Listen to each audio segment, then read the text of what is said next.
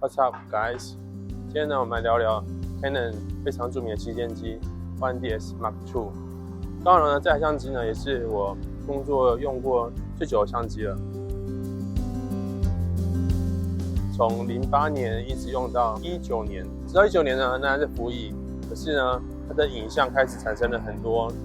横条纹，而且也没有料件可以修理，所以呢，就换了 EOS R 来继续摄影的工作。EOS 1DS Mark II 没有经历过整个11年的摄影工作，直到现在虽然说已经不能够再使用了，但是还是会非常怀念跟它一起奋斗的时光的。由于在大学的时候呢，使用的相机是 Canon 的 EOS 1N HS， 所以呢，相当习惯使用像这样的方块机身。而使用这样的方块机身呢，能够获得的就是旗舰级的对焦速度跟对焦精准度，而这项能力呢，也让很多拍摄的题材能够手到擒来，比如说舞蹈摄影。05年那时候正准备要去英国念书的时候，爸爸买给我一台 Canon 的全片幅相机5D 第一代 Classic。而在使用过全片幅的智慧之后呢，其实就很难使用所谓的 APS-C 的相机了。在英国念书的时候呢，就买了一台 Canon 的退役的旗舰机来当做备机 ，Canon 1D。买入的时候，其实它的价格呢，其实就已经相当划算了，因为在英国的职业摄影师们呢，他们每年几乎都会花预算买新的相机或者新的设备。作为 freelancer 自由摄影师呢，可以借由购买新器材来产生节税的作用，然后再将旧器材呢二手托出来补贴升级费用。也因此呢，在英国常可以看到一些职业摄影师退役的器材呢，是一个非常甜甜的价格，脱手常常可以捡到一些便宜呢。而就因为开始使用1D 这样的机身之后，就逐渐的被它非常坚固的机身啊，以及非常先进的对焦系统所折服，也因此逐渐的从备机变成购入 1D Mark II、1DS Mark II 呢，来当做主要的工作相机，然后投入摄影的职场。在英国一开始的时候，除了商业摄影啊、人像摄影的案子呢，最多就是舞蹈摄影。而在舞蹈摄影的记录上，能够用广域对焦跟优秀的连续对焦来拍摄呢，都可以让工作无比顺利。在英国，每周呢都有非常高强度的拍摄，一周呢要拍3到4天的 model agency 工作，也得益于1D 的整个方块型机身啊，它的垂直手把呢是跟相机整体合为一的，在面对很多非常高强度的模特拍摄工作的时候，其实大大的减低了手腕的负担，用折来折去的来拍摄直幅照片。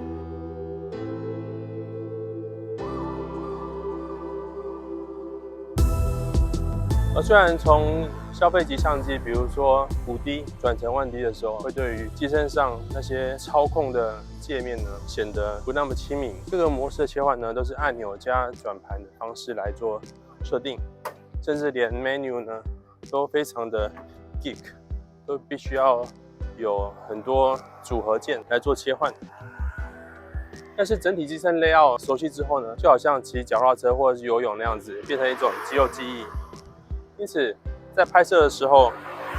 完全不假思索，任何的功能切换其实是非常快速的。特别是其机身的操作界面呢，如果是习惯双手持稳相机拍摄的话，其实整体的稳定度非常高。使用 1DS Mark II 的时候，通常一般的快门速度呢，我都可以降到15分之1秒、8分之1秒。而机身非常厚重的精密的设计呢，也让快门的微震呢几乎消弭于无形。因此，快门的容忍度非常高，有时候屏住呼吸，慢慢的按下快门呢，即便是4分之1秒，都可以清晰的拍摄出照片哦。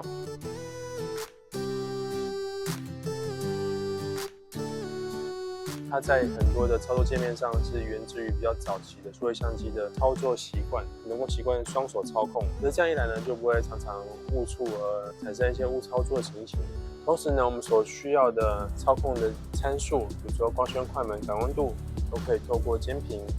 以及数位拍摄的时候所追求的颜色、色温的精准度，我们可以直接在机背呢小萤幕上来做更改，以及控制数位档案的大小啊，或者是格式、弱档、JPG 档等等，这些呢都可以在拍摄前利用这2个萤幕呢来完成设定哦。机身上在选单所能够设定的项目并不多，但是每一样呢都是确确实实非常好用的，可以控制你想要的影像的外观啊，以及自定义独特的色调等等，也是十分简便哦。特别是像这样的方块机身，拿起来其实相当合手，它的整体重量的重心呢分布是十分合理的，所以持握起来相当舒适，不会像5D Mark II 呢会拿起来有点空心的感觉。它的手柄的深度、持握点呢都非常的牢固，不管是横拍啊，或是竖拍，都非常的就手，几乎是跟手完全的密合贴在一起，而不会要特别用力啊，或者是让手指呢有不舒服的弯曲的感觉。整体贴合度呢是非常非常高的哦。它的蒙皮呢不像尼康的顶级相机那么柔软，可是呢这样稍硬的质感也让它不会因为使用时间长而产生裂化哦。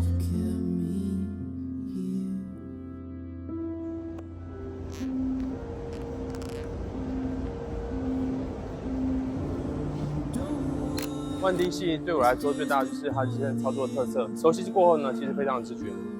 可是呢，它的色彩跟画质，以旗舰机来讲呢，依然是提供给我们非常可靠、信赖的结果。尤其当代无反用久之后，再回去看 DSLR 的旗舰相机的发射，就发现那样的经典发射呢，是现在几乎无法复刻也无法找到的那种独特性的。1D-S2它虽然说没有什么照片风格啊，或是 color profile， 但是它里面提供了几组简单的早期的色彩设定，同时呢，它也可以借由跟电脑连线，从电脑呢去调整曲线的预设，载入属于自己的调色偏好的曲线哦。也因为全幅加上1600万像素，加上 Canon 在旗舰机上的良好发射，让我在 Model Agency 拍摄工作呢，就可以更加专注在创意的表现，而不用担心相机拍出来无法传递完美的画质呢，来完成我的作品。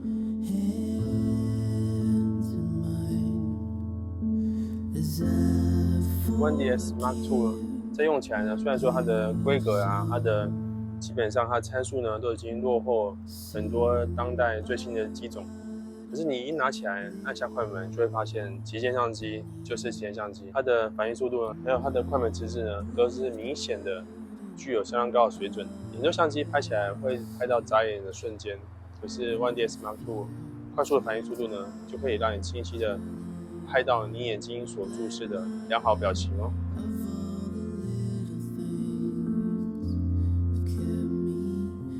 虽然说现在呢，再来听一听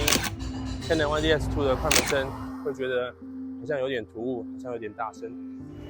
不过每一张肯定的快门声响，就代表一张作品的完成，也是相当疗愈的事情哦。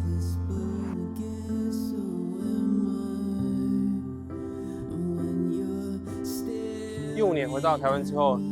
我的 1DS Mark II 呢，依然陪着我开了不少场的婚礼。在期间呢，我可能跟 Canon 的5D Mark III 混搭啊，或者是 Fujifilm 的 X-T1 这样的机器做混搭，或者是 Olympus OMD 之类的，一起配合。每次的成品呢，总是会觉得 Canon 1DS Mark II 的立体感啊，跟它的色调以及它的画质的细腻程度呢，都让我舍不得放下这台健身器材呢。这样是开玩笑，只是拿着它拍摄，确实会让我们的手臂一起 work out。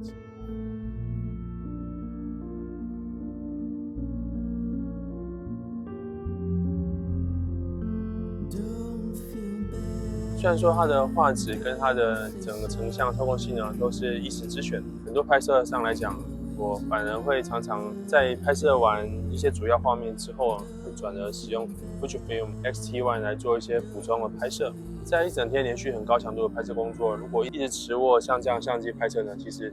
负担是相当大的，所以有时候用之后呢，会拿起一些无反相机呢来做不同的拍摄，转换一下风格，也转换。